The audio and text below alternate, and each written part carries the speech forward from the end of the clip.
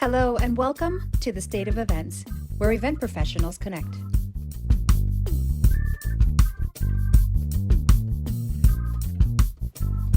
We are living in interesting times, and it is impossible to just sit back and watch society grieve for justice.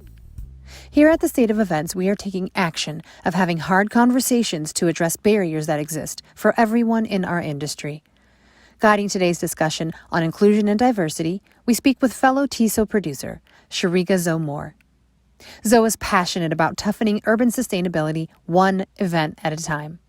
Using conversational style, Zoe references relevant articles, quotes, and the universal language of music to make the challenge of navigating tough topics effective.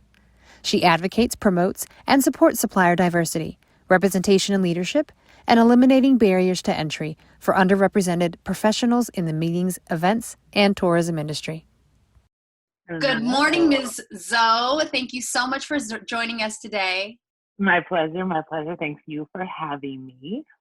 Absolutely. I've been looking forward to this discussion with you. I know that you have your hands really in the world right now with what's going on, not only socially, but also just what we face as a nation right now. And so I really appreciate your time. And as one of our podcast producers, it's so great for you actually to talk a little bit about the work that you do so people know really how to engage with us individually as producers. And so for our listeners, can you just tell us a little bit about the advocacy work that you do? Yeah, most definitely. As we know that, due to COVID-19, I recently dissolved my entity, which was called LB Alliance. It was an event resource group based in Oakland, California, with the sole focus of advocacy, promotion, and support of minority-owned, specifically Black-owned businesses in the meetings, events, and tourism industry. And what that means is I wanted to find ways to help them scale their businesses. And I noticed early on when I first got into the industry that there were a lot of barriers around professional development, networking opportunities, and just knowledge of, gigs, larger gigs beyond, or larger contracts, as far as like the Super Bowl, the Grand Prix, Dreamforce, and all these large scale events that would help small businesses scale. And so there was a need for inclusion and diversity within our industry, yet it didn't seem like it was something that was discussed. And so I became that advocate and started with Meeting Professionals International in Northern California chapter. We stood up a committee to begin addressing, what those needs look like. But when you're first starting something, as we say in entrepreneurship, we are building the plane as we're flying it. And since this is so new in our industry, I have not only become an advocate for, minority-owned, Black-owned businesses, but just in general, like really taking a hard look at these barriers that prevent people, professionals specifically, from growing. So that's the work that I do. And I'm currently the co-chair for the Meetings Professional International Global Diversity and Inclusion Advisory Committee. Wow. Doing a lot of, thank you, a lot of different articles and podcasts and interviews around the topic, but really, as like we're going to discuss today, about action. Like, it's not about these trivial things that have been keeping D&I across so many industries stagnant, but really about what actions we can take. So that's a little extensive about what I'm doing now.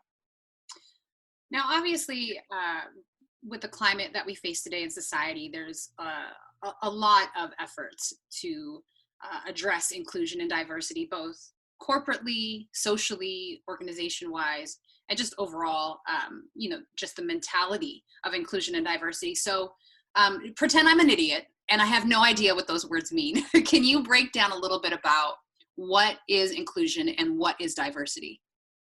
Yeah, definitely. First off, I'll start by flipping it backwards, right? Because that's kind of where it started. We recently, Greg DeShields of Philadelphia Diversity, the Convention and Visitors Bureau in Philadelphia, wrote an article that was published in Meetings Today about the critical importance of diversity and inclusion. And so what we did in the article was do exactly what you're asking me to do, is to break it down. diversity and inclusion. So diversity being, an array of different dimensions in a workforce. So from age, gender, race, ethnicity, culture, religion, so forth and so on. That's diversity. And also, you get into the areas of diversity of thought. But first, when you look at those dimensions of diversity, the diversity of thought comes with it. So it's just basically what we consider to be the melting pot, so many different perspectives or so many different types of people. Then you got inclusion, which is what seems to be the struggle for most people, is how do you create an environment or a culture, like we call it, that welcomes all those people to add value to your workplace. Are you eliminating barriers? Are you addressing the different barriers that they have? Like, are you ensuring that each of them has upward mobility and there's nothing that's preventing them from growing or scaling? And so diversity and inclusion together is something that has been a struggle across all industries, because one, it's like any other subject matter in school. It's something that needs to be studied. And then once there's a desire to implement it, it has to be done so strategically. So that's the definition of diversity and inclusion. And then kind of, where we're going to go in this, conversation of what we must do as professionals. So if I was someone who was looking to address some inclusion and diversity issues that I might have internally, is it as simple as maybe just saying, okay, here are the numbers and I don't have enough of this particular person represented, let me just go out and hire that number? Or does it require more? Well, first of all, is that even a sustainable approach to just keep it to the numbers, right? And if it's not a sustainable approach, is it as simple as simply just looking at what I have on my roster and saying, I don't have enough of this, let me just go ahead and hire out? Is that part of a strategy?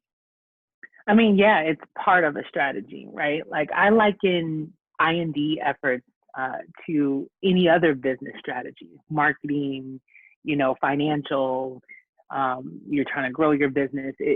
This is the advocacy work that I do, is that we shouldn't be so confused about how to implement D&I efforts or I&D efforts, because it should be a core part of your business strategy. And of course, looking at the numbers is one aspect of it. You have to know what your current landscape looks like. In regards to I&D, if you are trying to ensure that you're more inclusive, especially we're talking about current times of Black professionals, you have to, and we've discussed the AAA, you have to first acknowledge that you don't have any Black professionals in your workplace. And what that's going to reveal, if that number is 0, you're also going to have to do some personal work. And that personal work requires, the leaders to, assess themselves. Like, why don't I have Black professionals, in this particular industry, speaking within the meetings and event space? Are there no talented people? No, that's a lie, right? Have I intentionally went out and interacted with any Black professionals? Does my business speak to the core values and the needs of Black professionals? You have to begin assessing yourself. Why, and this is where we get into the implicit and unconscious biases, right? We have operated for so long in a certain way that is inherent to us, and not challenged ourselves to see, oh, I have actually not welcomed, when we go back to the culture, my culture, my workplace does not actually welcome, Black professionals, Latinos, Asians, so forth and so on, or people who are on wheelchairs or people of different ages. I've actually created these barriers. And that's the personal work that I think is hardest for people to do, but it's also a core part of that business strategy that complements those numbers. So it gives you a story, right? Those numbers will then identify you as some personal work to do. And then together, they will help you, the last part of the A, take action. So the full AAA is, first you have to acknowledge what your landscape looks like. That assessment is the why, what barriers are put up, whether it's marketing or application process, locations, values, the microaggressions that exist in a workplace. And then now that you know these things and you've acknowledged and you've assessed them, what action are you going to take?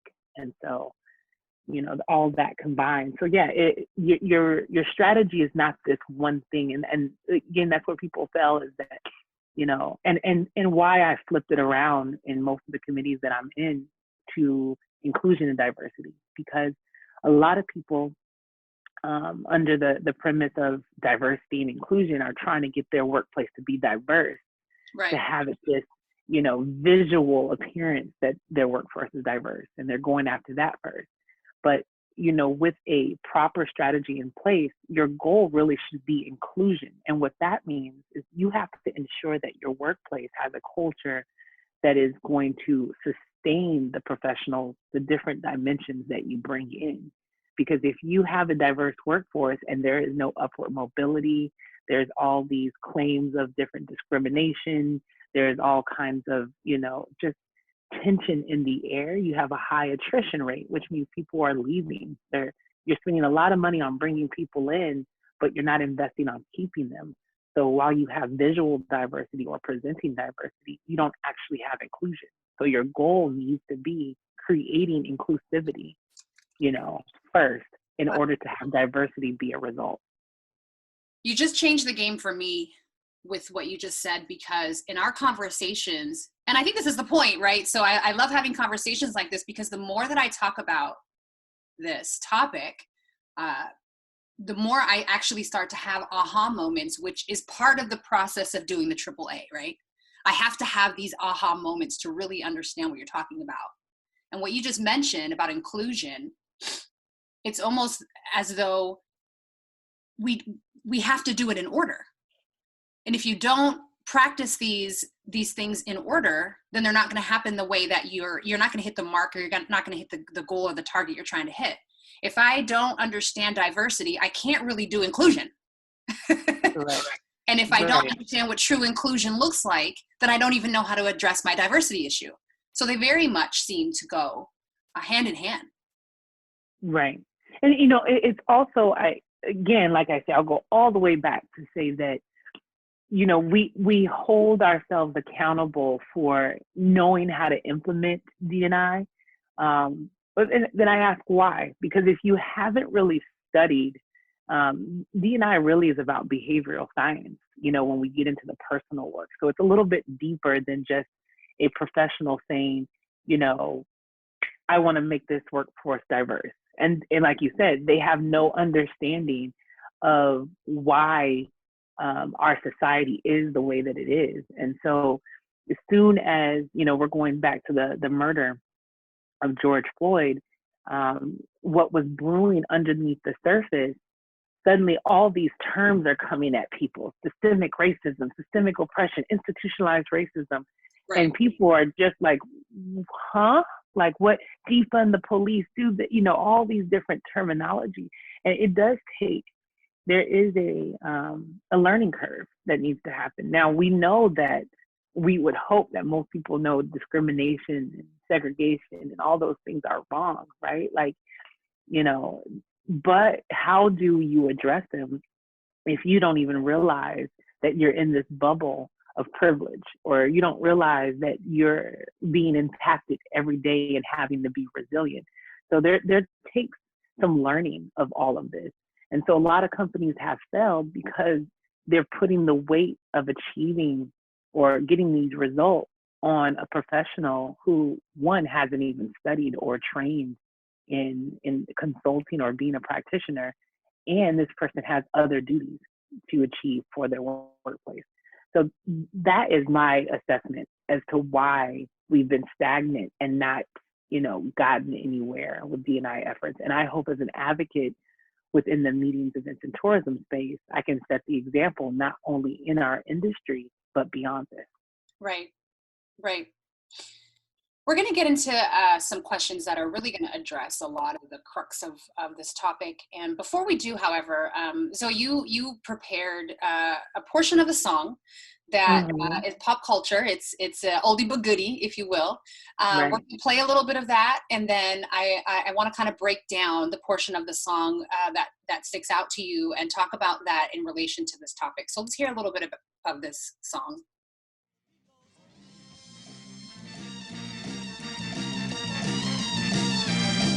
Evolution, revolution, got control the sound. So shooting rockets to the moon, kids growing up too soon. Politicians send more taxes, we'll solve everything. Yeah. And the band played on. So round and around we go. Where the world's headed, nobody knows.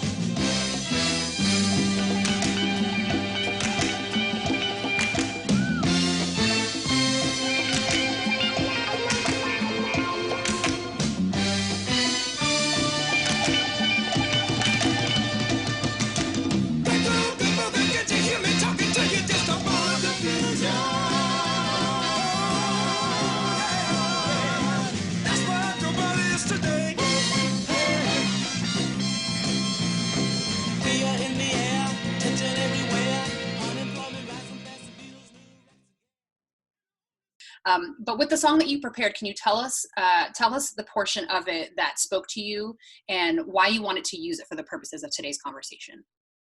Yeah, definitely. To set the stage, the 1970s, everybody knows who the Temptations are.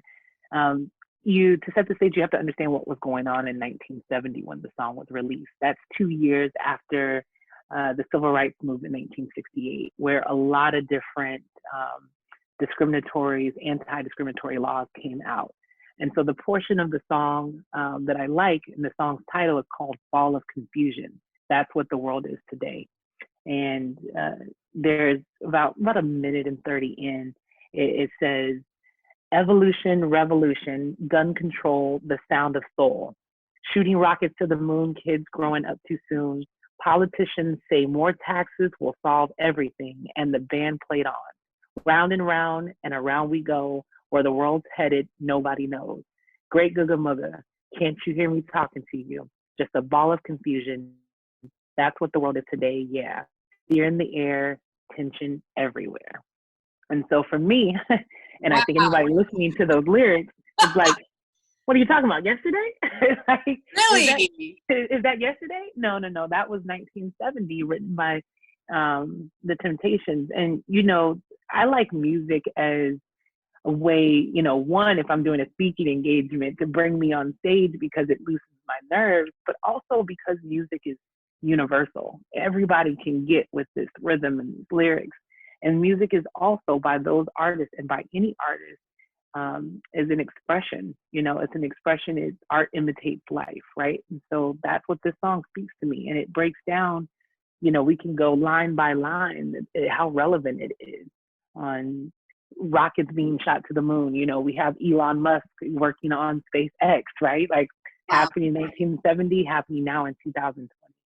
You have politicians saying more taxes. Right now, we have MSNBC and we have Fox News doing a recurring soap opera of two candidates who are running for presidency, but yet none of them are talking about the real issues that need to, happen: healthcare, housing, education, the real things that are going to impact, us as citizens. And so it goes on to say fear in the air, right? Everybody knows COVID-19, we're wearing these masks, and we're going from masks that cover our nose to our mouth to now they're saying, let's cover our eyes to, cover our mucous membranes. And so, like, all this stuff in 1970 that was going on post the 1968 Civil Rights Movement is happening right now. And it's going to continue happening until we really address what I say, the infection, because we have a tendency to address the symptoms and not the infection. So this song talks about it.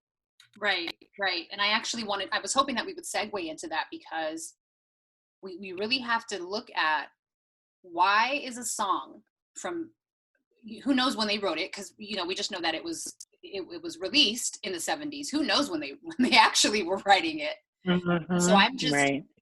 We really have to look at the fact that regardless of when the Temptations, or whoever the actual artist was who wrote the song, when it was released, there was clearly something going on in the air that is reflective of now. Mm-hmm. And I'm wondering, are we repeating that because of systems? And if we are not willing to identify that this is bigger than just, oh, a happenstance of what we see in our world today, then we're going to miss it, right?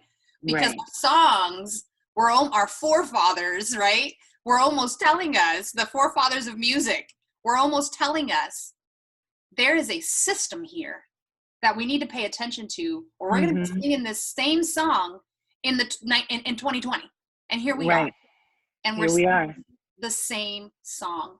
And if we take the song and we take 2020, or we take, current times, if you will, why are we seeing, getting back to the topic of inclusion and diversity, why are we seeing companies, business, platforms, basically everyone addressing IND right now? Why are we not addressing this all the time? Honestly, it's reactionary, and people see that there's unrest, they see protests, they feel that tension in the air, like the song is speaking on. There is this ball of confusion. Nobody knows where the world is headed, right? And so how do I react to what's going on? How do I make sure I don't position myself as a racist company? How do I make sure that the world knows that I'm going to be on the right side of history?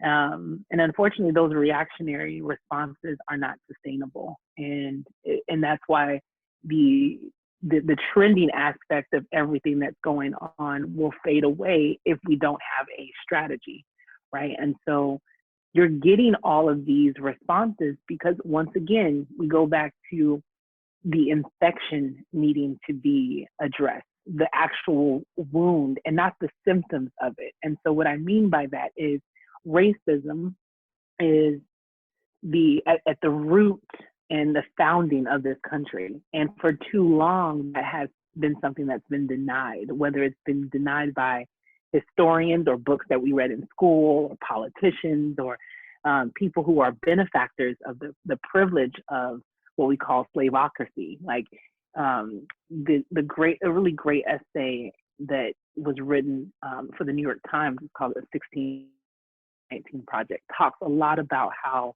the institution of racism and it being founded around, slaveocracy. And so when we deny that, and it's ongoing, because it's something that is not stopped, it's only been changed and called different names. So because we've been in so much denial and made talking about racism and the issues between, that time frame in history and in its recurring laws, we've made it so taboo that it, like I said, it's something that has marinated, that ball that you're talking about, that snowball effect has just been added to, and now it's just exploding. It's always been brewing underneath the surface to the point where people have been,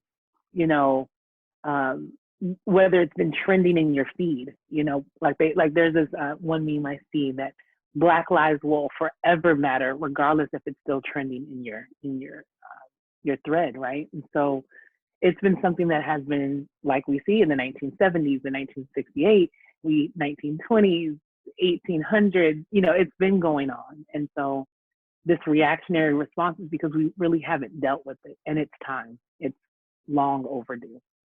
Would it be your heart's honest truth that we're going to see different decisions made just in the event industry space? I know that there's other industries where it's going to be a lot harder and a lot more work and blood, sweat, and tears for weeks and months and years to come. But as we talk about the event industry, do you think that this time it's actually going to steer up something in our industry? And if so, what kinds of barriers do you think we're going to see tear down? Wow. Sorry. Yeah, let me process that. I would say I'm going to forever remain optimistic. But being optimistic does not make me blinded to the fact of how much work has to be done. when we go back to the AAA and we talk about the personal work that people have to do, we have people that that don't even acknowledge that there are barriers, right? And so we don't even acknowledge, there's people that don't even acknowledge that there are statues that are up that represent treason and slave owners. So there's some personal work that has to be done. But my optimism is that there are more people who are ready, especially our younger generation, our millennials, which you and I kind of rest on that border, are hungry for change and determined to see change. Yeah. And so all these like performative type things that are taking place, and by performative, I mean like what the NFL is doing. The NFL now is going to play the Black national anthem before games, right? But yet Colin Kaepernick is still without a job. So that's performative. Great. Thank you for playing a song, but how is this going to help establish or build a legacy, you know, or overcome financial barriers, what we call socio-economic barriers, right? So yes, I'm optimistic because I'm an advocate. I have to be optimistic or else my work would be in vain. I think there's a lot of work to do in regards to getting companies to understand that inclusion and diversity is not an appendage to your business strategy. It should be at the core of your business strategy. There are too often and too many times where the doors are closed, opportunities are closed to those in marginalized groups. So specifically Black professionals, Black-owned businesses are very talented. They're not just there, like a chef is not just there to come cook your soul food when you're having a Black History Month event. This chef is trained in different skills and different arts of culinary, right? And so they can do an array of different services that they can provide. And when you open your doors up to procuring those chefs in, you're now going to meet the needs of your clients and your employees. And data has proven over 87% of the time, you know, we're not only meeting expectations, we're exceeding them. And so when we start making it a core part of our business strategy and use these assessments and identify what that satisfaction rate looks like, what is the return on our investment by procuring those that have been traditionally left out of the selection process, then we realize not only are we investing, but the return is far greater than we assumed. And you start looking at it as a strategy for more than numbers. It's also the moral aspect of it as well. But if we're looking at it from the business case, which you so often hear people need to hear, it really is a numbers game. It is something where you realize that the buying power of the Black community alone. So if your company has not sold your product or your service to the Black community, you're not identifying what the buying power is, which we're at a number of over 67 billion, some outlandish number like that. We spend a lot of money, and we spend a lot of money with companies that are loyal to us or that respect us. And so if you have not, as a company, assessed not only the buying power, the talent, and all that combined of just the Black community, which has been marginalized, there's so many other communities that are marginalized as well, now and historically. If you begin to assess that, invest into that, the return is great. What it sounds like you were mentioning is this concept of equity. For those of us who don't understand equity in this context, can you explain just a little bit about what is this word equity? Yeah, like, you know, previously you asked about barriers that exist, the ones that are invisible to many. I always touch on social economic barriers because I think it's the easiest to see, as well as the disparities or inequity of like COVID-19 and its impact on the health of those in the Black community, and now increasingly within the Latino community. And so when you're looking at, you know, something impacting a community more than it does others at a disproportionate and unbalanced rate, those are the barriers, right? And the inequity is that there aren't resources that will support that community addressing that particular issue. And so if it's health, there isn't health insurance that's in place. There aren't enough hospital beds. There aren't enough this, there aren't enough that, right? When you're talking about within business, and we're talking about unemployment, and we're seeking equity, we still to this day have unequal pay between men and women, unequal pay between Black professionals and their counterparts of European descent, right? And so that is an inequity and unbalance. And when you have an imbalance as such, then one group, being in this case people of European descent, have been able to go leaps and bounds ahead, while leaving, Black professionals, Latinos, Native Americans behind. And it said that, that one group has been able to achieve equity, like literally financial legacy and education and healthcare and health and all that kind of stuff at strides above their counterparts, while we're still striving for equality. So it's trying to get balance. It's trying to put even the playing field, so that when we're all educated at the same rate, when we all have access to healthcare and housing, employment, then we can all, then begin to build a legacy and achieve those things, that American dream, if you would. For those of you that are listening that are really trying to be proactive and intentional about your decision making, you're not going to get it right every time. You're not going to get it right on the first try. As we have seen some people put many feet in mouth. But yeah, I mean, that happens because it has not been strategic and genuine, if you would, right? Like, you're not going to get it right. That's fine. Like with any other strategy that you have out there, like with, financial goals, people set and project financial goals all the time, right? And so when they don't hit the mark, what do? They go back and they look at their practices and their procedures and they say, oh, okay, so we didn't do enough in this area. We did too much in this area, so forth and so on. Now this is how we're going to use that information to improve and still try to reach those projections or those goals. Do the same with D&I. It's really, we overcomplicate it because, again, the topic of race and discrimination is so taboo. And stop, right? That's where it starts. It can't be taboo because it's real. There are people who are marginalized and they're just wanting to do the same thing that anyone else who has access.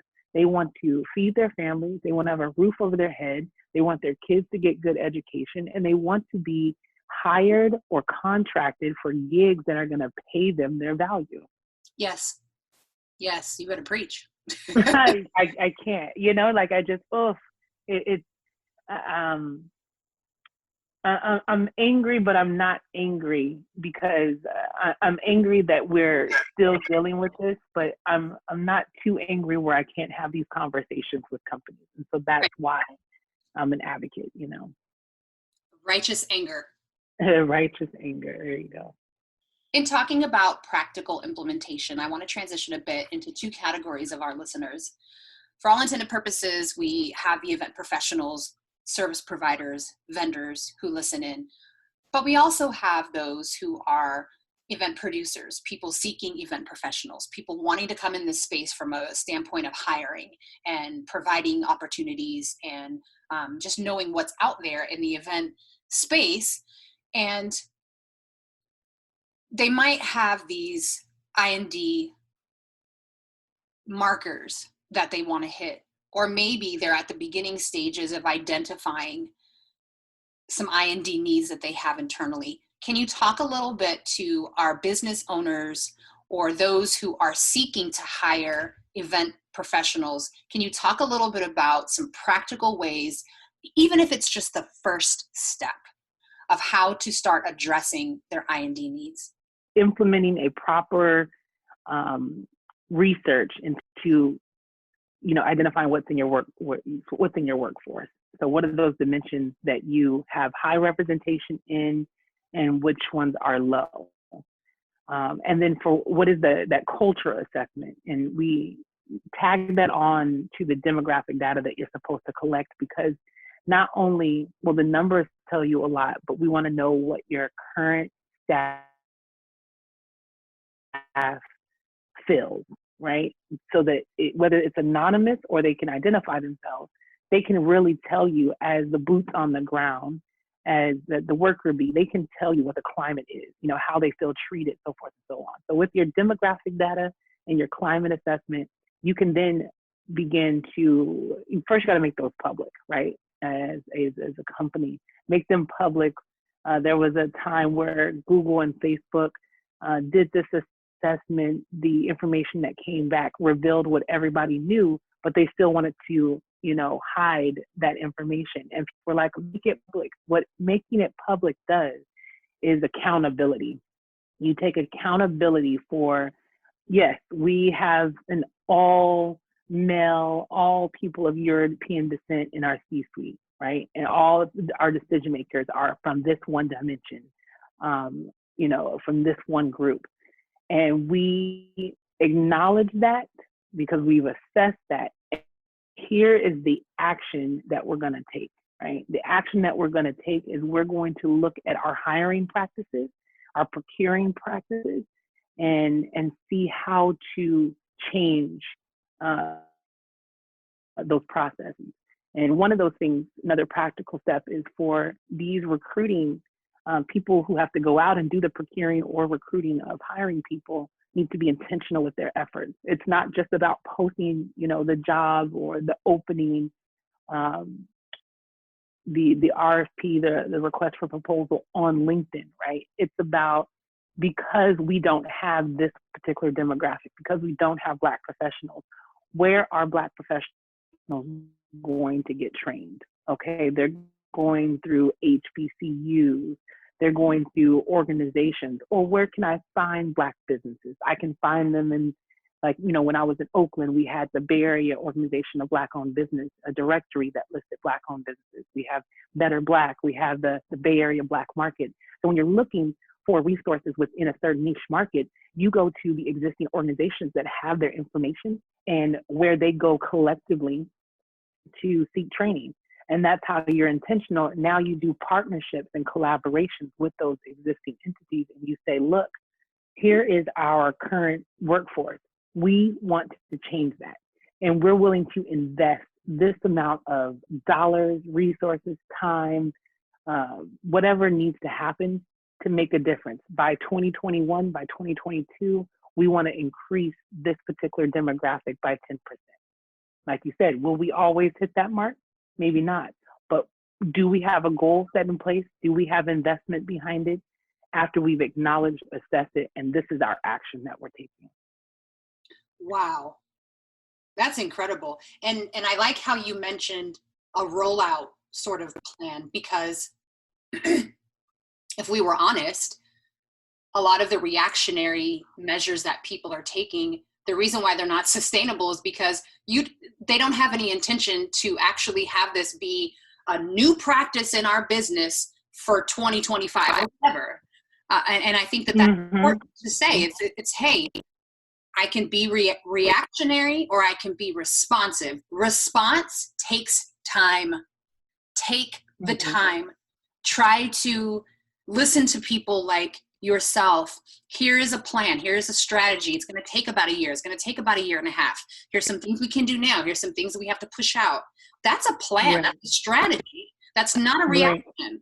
So I love that. And I think that's so important to do. It's to first of all, procure someone like yourself, or if I already have this internally, talk to the people I have internally and bring them on board to that, I don't know, task force, whatever, strategy team. I don't care what you call it, but bring them on and say, okay, we're going to actually, just like anything else that you would need to roll out to become a business practice, whatever time you have to allot to that, it's going to take time to roll out these efforts as well.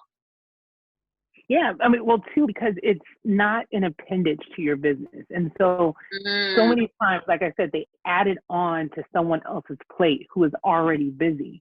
No, like you said, you have to create that position within your company so it's not a side project. This is not a project. This is how your business is going to move forward. So when that role is created, when that team is created, make sure they are empowered with the resources that they need to do the work that must be done. Or else, like I said, it goes back to being performative and trivial.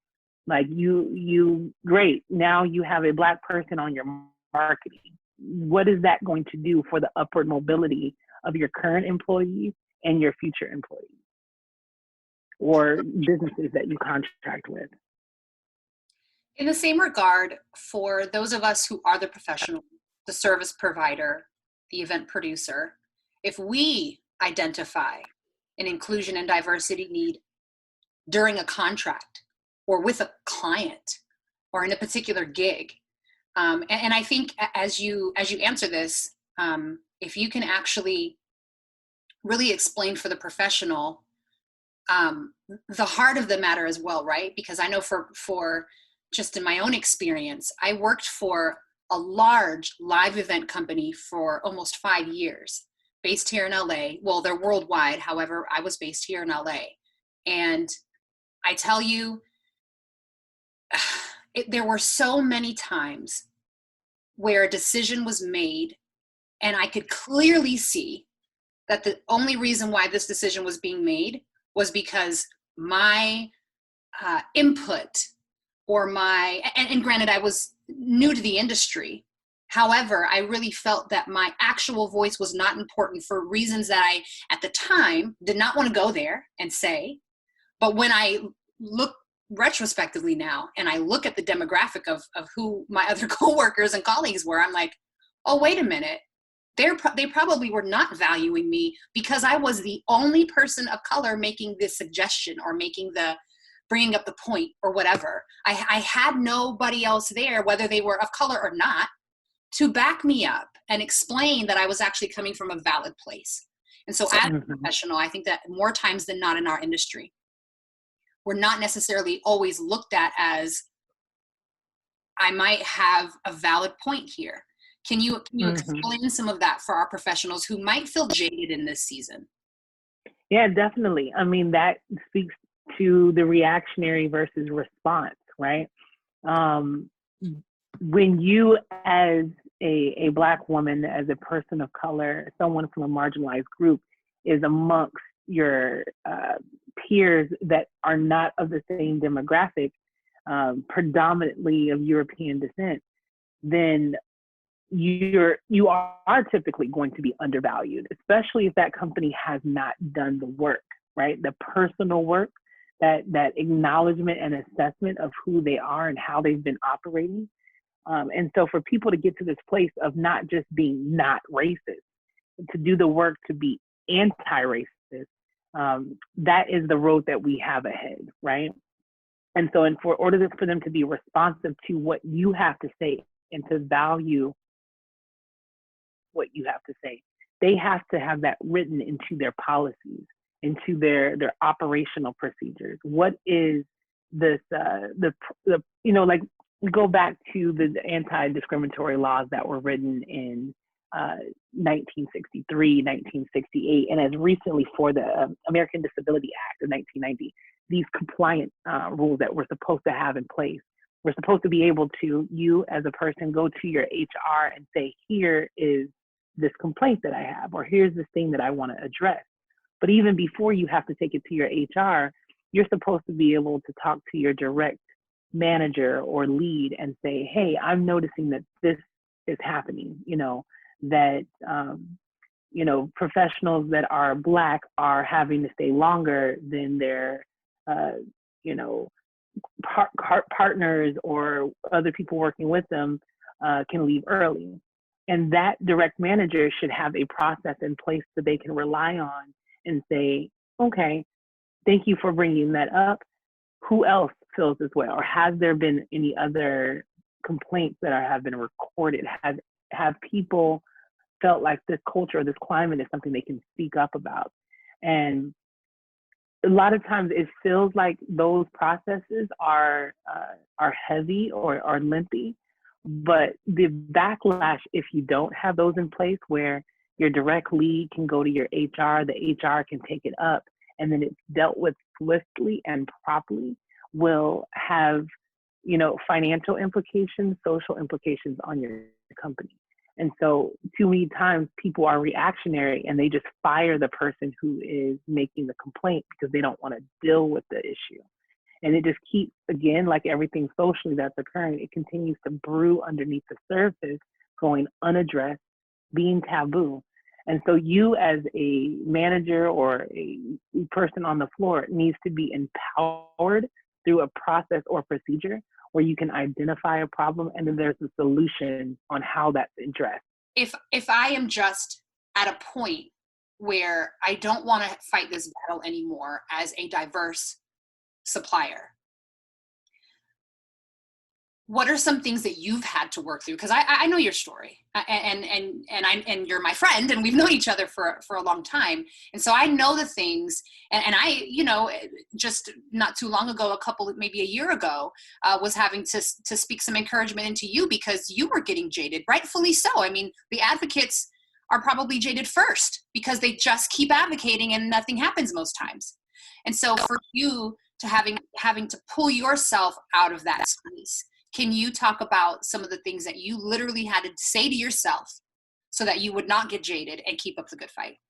At times when I have felt jaded and I've come to you for, encouragement, what I realized is that I had to learn more. I had to learn how to research. I had to learn the connection between what I do as an event professional and politics, also the relevancy of history. And I just had to learn and put myself into a place of researching so that I can better articulate what it is I'm trying to accomplish. Because oftentimes when you're in conversations with people or with companies, it gets hijacked. We talk about diversity. Diversity has become, this coded word, and people can't say there is a lack of Black professionals being hired and procured. And when you try to have that conversation, it gets hijacked and every other dimension of diversity is brought up.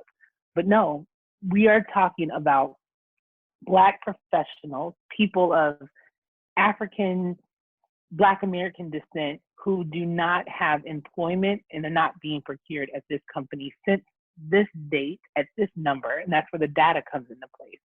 And so I've avoided becoming increasingly jaded, not to say that I don't get jaded still, because it's frustrating to constantly having to have this battle. How can we continue this dialogue throughout the years and throughout the season, from this point on? How can we not make this a fad, yet actually make it something that we're talking about all the time? Well, one of the things that I'm learning is, DEI, diversity, equity, and inclusion, it can't be the same framework that is used across all industries. And so for me, as a practitioner, as a consultant, I first urge consultants to be more trained or to get better trained in the industries that they want to work in, because you are the lasting and the sustainable professional that is going to help companies do the work that they need to do. If we try this general framework, that's what leads to these efforts and these initiatives becoming stagnant, because you as a consultant aren't speaking directly the language that these companies need to hear. That's step one. Step two is that these companies, when they're in this acknowledgement and assessment phase, is that I understand the need to keep it internalized for budgetary concerns, but it's also that those internal individuals who are charged with doing the D&I work, they have to be empowered with the right resources. And in most cases, that means first they need to be educated on what, implementing a D&I initiative requires, because it's more than just, oh, here's a Black woman, I'm going to put her in a position. She knows how to make people feel better. Like, it's not about that, right? It's really about strategy. And I'm not saying, I want to pull that back a little bit. I'm not saying that Black women who are in these chief diversity officer roles are not qualified, but because we see that so often, that's what companies who are trying to mirror that are doing, instead of understanding why that particular individual was hired for her qualifications and her knowledge and her education, and so forth and so on, not just because she's presenting as a Black woman or she is a Black woman. So practitioners need to understand, being specified in the services that they offer, that it's not just a general framework. I'm tired of going to workshops where we're solely focused on implicit and unconscious biases, to the point where I feel like people are making implicit bias a crutch.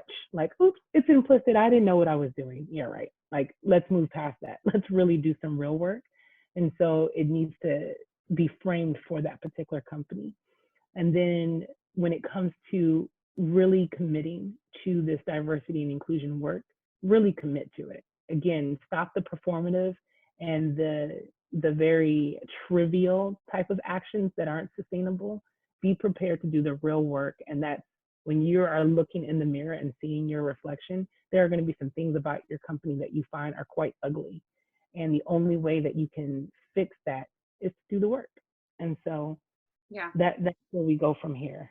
Being our authentic selves is realizing the blend of the both professional and personal sides of us really adds value, is the culture add to a workplace.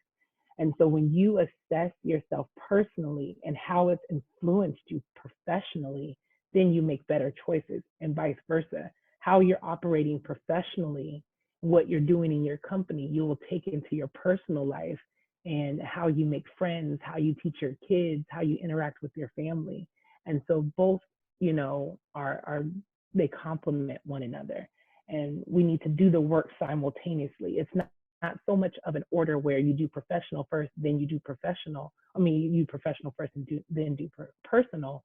You do them simultaneously. When through this assessment process, especially if you're a business owner and you begin to assess that your company has certain practices in place that are barriers, you're going to realize that those barriers come from within. You created them, because when something is institutionalized, it comes from how you view society, how you view certain groups, and you implement that into how you operate. So Zoe, as we start to close out here, what is your personal conviction in the event industry, and what are your hopes for the event industry as it pertains to inclusion and diversity? Yeah, most definitely. Well, first and foremost, I am a Black woman. I am a Black professional trying to achieve a role or a position that I can make impact, where I am a decision maker and I am influencing our industry. And there's so many professionals who have gone before me, who will come after me, that want the same, that are Black. And so, yeah, I lead with that. I lead with the fact that these barriers that have existed for so long for Black professionals need to be eliminated. In the same vein, as we build that pathway, we want everyone else. I want everyone else who has experienced these barriers or who are challenges from any other marginalized group. I want to eliminate them for everybody, because once you do so, you eliminate these barriers, then you open up the floodgates of opportunities, where our industry that is about entertainment and producing quality events and hiring and procuring talented people now gets to let in all these different, you know, cultures and ethnicities and religions and abilities, and we become fuller and richer because of it. And that's why I travel, right? I travel to live vicariously through other people, eat different foods, hear different music, learn and explore. And that's what the event industry is for me. But when you have barriers up and your biases and your assumptions keep people out, then we become stagnant as an industry instead of innovative. So reducing the barriers for everybody. So good. I mean, let's face it, if one employs inclusion and diversity, let's just face it, your events are better. Absolutely. The data shows it in every industry and in every place, that when you have a more diverse team, you're more effective. When you have more diverse perspective, you're more innovative. The data, Harvard, Oxford, Stanford, every high university and, you know, research body has shown that diversity is the key to innovation and sustainability. Wow, you have given us a lot to chew on. This is a big. And that'll be $1 million. No, Come on, equity. Look. So pay Black people. Look, what was that? I said pay Black people their value. Yes, yes, and ask questions on what that value is worth. If you don't know, don't know, you got to ask the question, and don't assume that the rate that you decide in your head is the rate that actually equates to the value. And let's face it, there are moments, particularly now during COVID, am I actually, you know, submitting potential clients rates that are reflective of my true value? No, but I'm taking into consideration that we're in an economic state, yet that has no bearing on the value. It is more so trying to work together with human beings who are also experiencing the same economic crisis I am. But I also interject and say let's not forget about the bartering system. Yes. Right? Like yes. The value exchange. I have a lot of different applications and things that I want to learn, and there's people out there that are well versed in them. So if you can't pay me right now monetary, which pays my rent and my car note and all those type of things, then teach me something, you know, or commit to hiring me when when you return back to whatever's next, the new normal. Right. And so put it on paper, create a value exchange, and make sure people are being compensated for what they are, you know, bringing to your company. This has been not only eye-opening in so many different ways for me, just as we led up to this interview, you and I have been having some conversations just to open up the space to, you know, and even though we're co-producers, we sit on this podcast together, but I think even within our team, we have differences, we have different opinions, we have different approaches. Some of us are, you know, different ages, and that also, I think, makes for even internal teams to produce better quality work. And I'm so hopeful that as we even actually practice what we preach, and look for our inclusion and diversity failures, because we don't get it right every time. We sit on this side of people of color, and we sometimes don't even get it right. And so I just appreciate the strength that is within our team to actually practice what we preach and have eyes to do that. Thank you so much for the work that you do. Can you tell our listeners how can they get in touch with someone who practices what you practice, and ultimately for those looking to hire you or this kind of position, how can we get in touch with people like you? So you can find someone like me. My website, lotusbaseline.com, LB Alliance for short, but lotusbaseline.com is the website. You can find me on LinkedIn, where I'm very active. Chiriga, Chiriga. Zoe is my nickname, last name Moore. Email, info@lotusbaseline.com. And I guess that's a whole nother podcast for why I refer to Lotus Baseline or LB Alliance. But yes, it is Zoe Moore that you can find. I'm an inclusive event strategist and consultant. So great. Thank you so much, friend. It's always good to talk about this with you. We do this in our sleep, but it's so good to actually share a lot of our knowledge with people in our industry. So thank you so much. If you have been listening in, we have been discussing the topic of inclusion and diversity with the wonderful Chiriga Zoe Moore.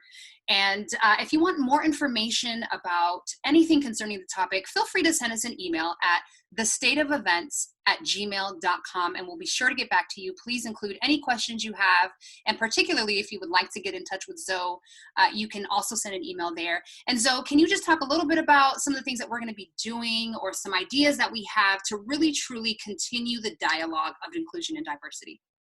Most definitely, because we know we can't capture all this information in a 1-hour podcast. We're going to start doing these live Q&As that are going to be powered by the State of Events.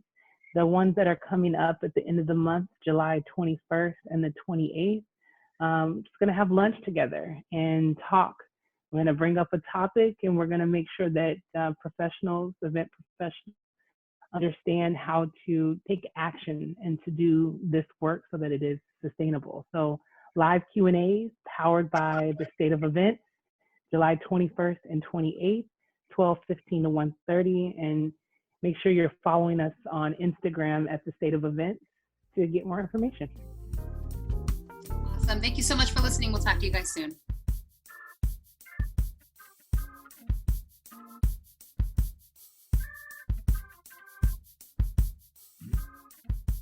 You've been listening to The State of Events, where event professionals connect. For more episodes, you can find us on iTunes Podcast, Spotify, and Podbean. To engage with us on social media, you can find us at _State of Events. Also, we would love to hear from you. If you have any questions, topic suggestions, or if you'd like to sponsor an upcoming episode, please send us an email to thestateofevents@gmail.com. Thanks so much for joining. Let's blossom together.